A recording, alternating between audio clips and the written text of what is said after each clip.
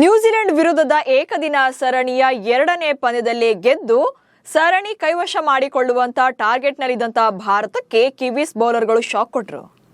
ರಾಜ್ಕೋಟ್ನ ನಿರಂಜನ್ ಶಾ ಮೈದಾನದಲ್ಲಿ ಟಾಸ್ ಸೋತು first batting ಇಳಿದ ಟೀಂ ಇಂಡಿಯಾ ಪರ ಆರಂಭದಲ್ಲಿ ನಿರೀಕ್ಷಿತ ಪ್ರದರ್ಶನ ಬರಲಿಲ್ಲ. ಬಟ್ ಒನ್ಸ್ ಅಗೇನ್ ಭಾರತಕ್ಕೆ ಕೆಎಲ್ ರಾಹುಲ್ ಅವರೇ ಆಸರೆಯಾದರು. ಈ ಮ್ಯಾಚ್ ಅಲ್ಲಿ ಭಾರತ ಬ್ಯಾಟಿಂಗ್ ಲೆಕ್ಕಾಚಾರ ಕೈಕೊಟ್ಟಿದ್ದು ಹೇಗೆ, ರಾಹುಲ್ ರನ್ನ ಯಾಕೆ ಬೆಸ್ಟ್ ಫಿನಿಶರ್ ಅನ್ನೋ ಬಗ್ಗೆ ಈ ವಿಡಿಯೋದಲ್ಲಿ ಮಾಹಿತಿಯನ್ನ ನೀಡ್ತೇನೆ.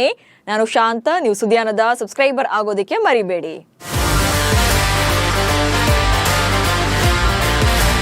ರಾಜ್ಕೋಟ್ನ ನಿರಂಜನ್ ಶಾ ಮೈದಾನ ಹೇಳಿ ಕೇಳಿ ಬ್ಯಾಟಿಂಗ್ ಫ್ರೆಂಡ್ಲಿ ಪಿಚ್, ಬ್ಯಾಟರ್ಗಳ ಪಾಲಿನ ಪ್ಯಾರಡೈಸ್ ಅಂತಾನೆ ಕರೀತಾರೆ. ಸೊ ಇಲ್ಲಿ ಯಾರೇ ಫಸ್ಟ್ ಬ್ಯಾಟಿಂಗ್ ಅನ್ನ ಮಾಡಿದ್ರು ಕೂಡ ಬಿಗ್ ಸ್ಕೋರ್ ಗ್ಯಾರಂಟಿ ಅನ್ನೋದೇ ಎಲ್ಲರ ಲೆಕ್ಕಾಚಾರ ಆಗಿತ್ತು. ಹಿಂದಿನ ಪಂದ್ಯಗಳ ನಂಬರ್ಸ್ ಕೂಡ ಹಾಗೇ ಇತ್ತು. ಇನ್ನು ಎರಡನೇ ಪಂದ್ಯಕ್ಕೆ ಟೀಂ ಇಂಡಿಯಾ ಪ್ಲೇಯಿಂಗ್ 11 ನಲ್ಲಿ ಒಂದು ಬದಲಾವಣೆಯನ್ನ ಮಾಡಿಕೊಂಡಿದ್ರು. ವಾಷಿಂಗ್ಟನ್ ಸುಂದರ್ ಗಾಯದ ಕಾರಣದಿಂದಾಗಿ ತಂಡದಿಂದ ಹೊರ ಬಿದ್ದಿದ್ರೆ ಅವರ ಬದಲಿಗೆ ನಿತೀಶ್ ಕುಮಾರ್ ರೆಡ್ಡಿಗೆ ಅವಕಾಶ ಸಿಕ್ಕಿತ್ತು. ಉಳಿದಂತೆ ಕಳೆದ ಪಂದ್ಯದ ಆಟಗಾರರೇ ಇಲ್ಲೂ ಕೂಡ ಕಂಟಿನ್ಯೂ ಆಗಿದ್ರು. ಆದ್ರೆ ನ್ಯೂಜಿಲೆಂಡ್ ವಿರುದ್ಧದ ಎರಡನೇ ಏಕದಿನ ಪಂದ್ಯದಲ್ಲಿ ಟಾಸ್ ಸೋತು ಫಸ್ಟ್ ಬ್ಯಾಟಿಂಗ್ ಇಳಿದ ಭಾರತಕ್ಕೆ ಅಂದುಕೊಂಡಂತ ಸ್ಟಾರ್ಟ್ ಸಿಗ್ಲಿಲ್ಲ.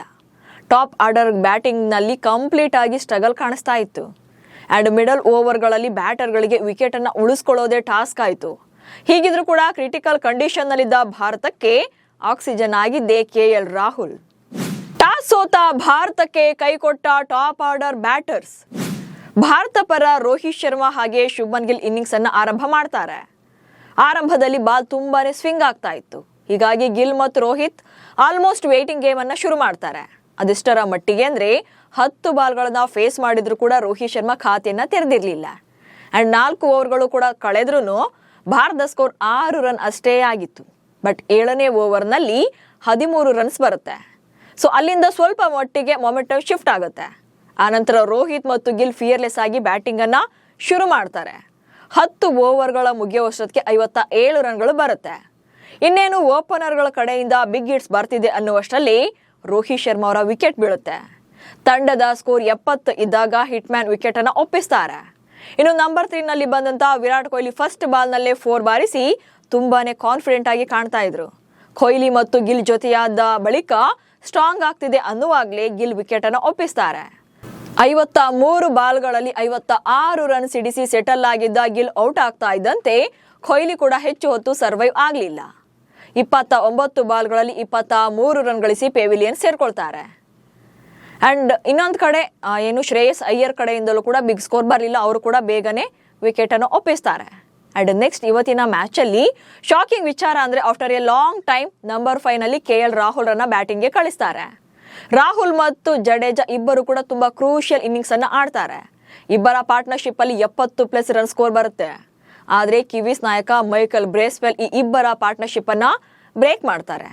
44 ಬಾಲ್ಗಳನ್ನ ಫೇಸ್ ಮಾಡಿ 27 ರನ್ ಗಳಿಸಿದ್ದ ಜಡ್ಡು ಕಾರ್ಟೂನ್ ಬೋರ್ಡ್ ಆಗ್ತಾರೆ. ಹೀಗೆ ಒಂದ್ ಕಡೆ ವಿಕೆಟ್ಗಳು ಉರುಳ್ತಾ ಇದ್ರು ಕೂಡ ಮತ್ತೊಂದು ತುದಿಯಲ್ಲಿ ಕೂಲ್ ಅಂಡ್ ಕಾಮ್ ಆಗಿಯೇ ಬ್ಯಾಟ್ ಬೀಸಿದಂತ ರಾಹುಲ್ ಈ ಮ್ಯಾಚ್ ಅಲ್ಲಿ ಮತ್ತೊಮ್ಮೆ ಹೀರೋ ಆದ್ರು. ನಂಬರ್ 5 ನಲ್ಲಿ ಕ್ರೂಷಿಯಲ್ ಇನ್ನಿಂಗ್ಸ್ ಆಡಿದ ರಾಹುಲ್ ಟೀಂ ಇಂಡಿಯಾ 118 ರನ್ಗಳನ್ನ ಕಲೆ ಹಾಕುವಷ್ಟರಲ್ಲೇ ಟಾಪ್ ಆರ್ಡರ್ನ ಪ್ರಮುಖ 4 ವಿಕೆಟ್ಗಳನ್ನ ಕಳ್ಕೊಂಡಿತ್ತು.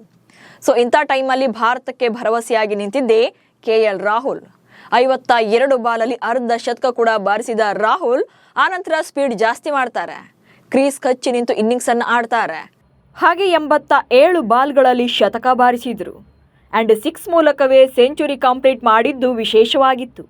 ಅಂತಿಮವಾಗಿ 92 ಬಾಲ್ಗಳಲ್ಲಿ 11 4, 1 ಸಿಕ್ಸರ್ ಸಮೇತ 112 ರನ್ಗಳನ್ನ ಸಿಡಿಸಿ ಅಜೇಯರಾಗಿ ಉಳಿದ್ರು. ಈ ಮೂಲಕ ಭಾರತ 50 ಓವರ್ಗಳಲ್ಲಿ 7 ವಿಕೆಟ್ ನಷ್ಟಕ್ಕೆ 284 ರನ್ಗಳನ್ನ ಕಲೆ ಹಾಕಿತು. ಒಟ್ಟಲ್ಲಿ ಟಾಸ್ ಸೋತ ಭಾರತಕ್ಕೆ ಬ್ಯಾಟಿಂಗ್ ನಲ್ಲಿ ಓಪನಿಂಗ್ ಬ್ಯಾಟರ್ಗಳಿಂದ ಅಂದುಕೊಂಡಂತ ರಿಸಲ್ಟ್ ಸಿಕ್ಲಿಲ್ಲ. ಆದ್ರೆ ಮಿಡಲ್ ಆರ್ಡರ್ ನಲ್ಲಿ ರಾಹುಲ್ ಆಪತ್ ಬಾಂಧವನಾದ್ರು. ಈ ಮೂಲಕ ಟೀಂ ಇಂಡಿಯಾ ಏಕದಿನ ಮಾದರಿಯಲ್ಲಿ ತಾನೆಂತ ಕ್ವಾಲಿಟಿ ಪ್ಲೇಯರ್ ಅನ್ನೋದನ್ನ ಮತ್ತೆ ಪ್ರೂವ್ ಮಾಡಿದ್ರು. ನಮಸ್ಕಾರ.